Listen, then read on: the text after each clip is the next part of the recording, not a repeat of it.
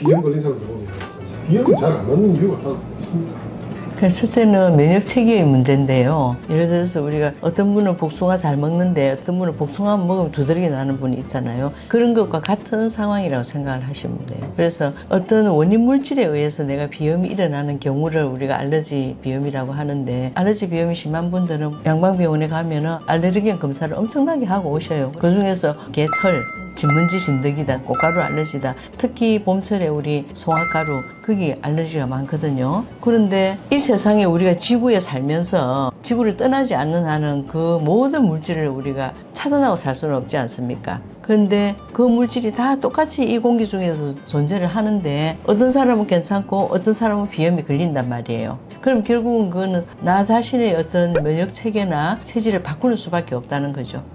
100명까지 중에서 종합 점수가 200점 이상이면 그 특정 물질의 알러지가 나타난다, 이런 비율을 얘기를 해주던데, 저 같은 경우에는 특정 물질에는 하나도 없어요. 근데 종합 점수는 200점 넘어요. 뭔가 안 맞지 않습니까? 네. 지금 유럽 쪽에는 전통적으로 이렇게 연구들을 많이 해오잖아요. 그래서 그쪽에서 연구된 내용들을 보면 물질 영역의 알레르기에 대한 검사들을 많이 하고 있습니다.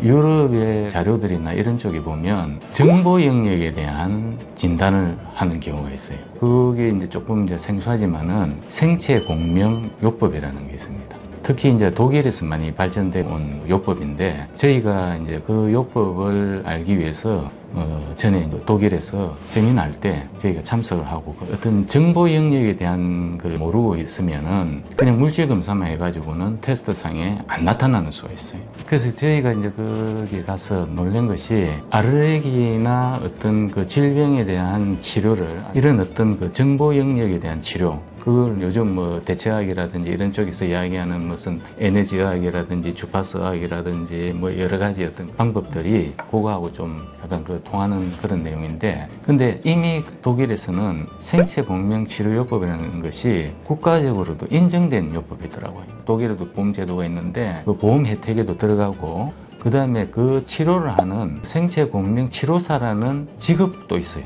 국가에서 인정을 해가지고 하는 걸 갖다가 저희가 봤습니다. 그런 어떤 정보 영역에 대한 치료가 필요한데, 그걸 우리 이제 한의학하고 이제 관련해가지고 볼 때 우리는 기의학을 하잖아요. 이제 일맥상통한 부분이 많고 이러는데, 비염이나 이런 것이 우리 몸의 수분대사하고 관련되는데, 그 수분대사는 몸 안에 들어와가지고 어떤 기화작용하고 관련된다.